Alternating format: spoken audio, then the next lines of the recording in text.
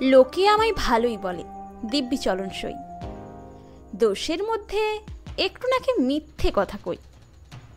ঘাটশিলাতে যাবার পথে ট্রেন ছুটছে যখন, মায়ের কাছে বাবার কাছে করছি বকম বকম, হঠাৎ দেখি মাঠের মধ্যে চলন্ত সব গাছে এক এক রকম ভঙ্গি ফোটে, এক এক রকম নাচে।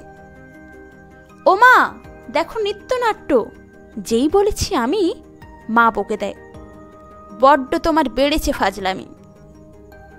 চিড়িয়াখানার নাম জানো তো? আমার সেজো মেশো আদর করে দেখিয়ে দিলেন পশুরাজের কেশর। কদিন পরে চুন খসানো দেওয়াল জুড়ে একই ঠিক অবিকল সেই রকমই মূর্তি যেন দেখি। ক্লাসের মধ্যে যেই বলেছি সুরঞ্জনার কাছে, জানিস আমার ঘরের মধ্যে সিংহ বাঁধা আছে। শুনতে পেয়ে দিদিমণি অমনি বলেন, শোনো, এসব কথা আবার যেন না শুনি কখনো। বলি না তাই সেসব কথা, সামলে থাকি খুব।